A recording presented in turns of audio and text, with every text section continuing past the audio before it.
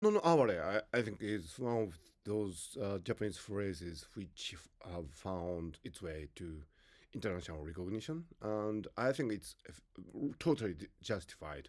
Mono no aware is the feeling and value systems found, for example, in the great Tale of Genji, written by Lady Murasaki, which was arguably one of the first world literatures which dealt with the imperfection of people and the feeling of pathos, the feeling of living, and in the stream of consciousness, even.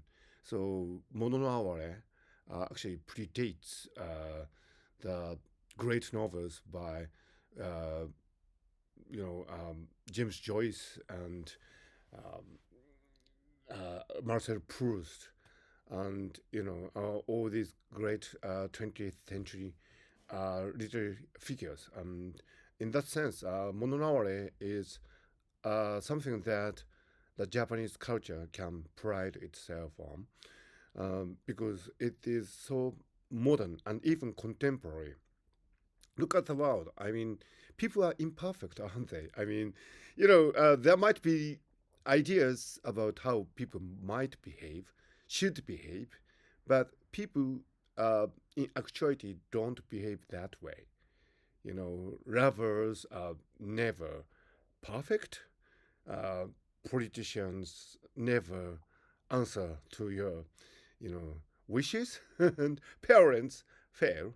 Children disappoint, and that's mononovel. Actually, if you have watched Yasujiro Ozu's Tokyo Story, it is about mononovel, pathos of things. The fact that we, each one of us, imperfect, but we embrace our lives. We admire each other. Sometimes we misunderstand each other, but that's life, and that's where this great idea mononaware shines. In Yasujiro Ozu's Tokyo Story, their parents visit their children in Tokyo, but the children are too busy, and they can't, show their love to the parents, although they are good intentions. And only one daughter-in-law shows them any affection, but she herself is deeply, deeply lonely inside. And at the end of the film, the daughter-in-law, played by the great Setsuko Hara, uh, you know, exposes herself in a stunningly revealing and moving monologue, how she had been feeling lonely all along, and she has not been honest, and this wonderful revelation of the human condition is mononaware. So in Japan, we traditionally didn't have a really tight set of uh, conduct rules like the Ten Commandments.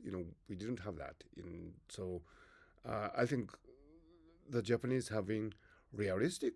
Sometimes, for example, the samurai clan had really strict rules, but even there, it was perceived that human nature would sometimes violate these codes, and so that was the realization, and I think that's what makes Japan, uh, in a really strange way, a very humanistic society.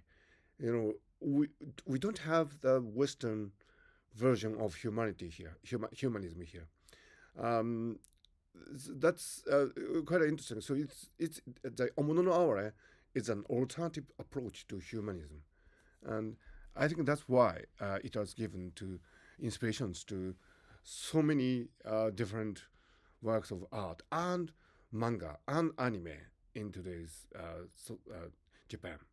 So Mononare I think has been a really important source for creative art, and probably that's why people from all over the world are inspired by this concept, mono no aware. And I found that really, really moving because we are, after all human and we are all imperfect. But that's why we embrace ourselves and embrace each other.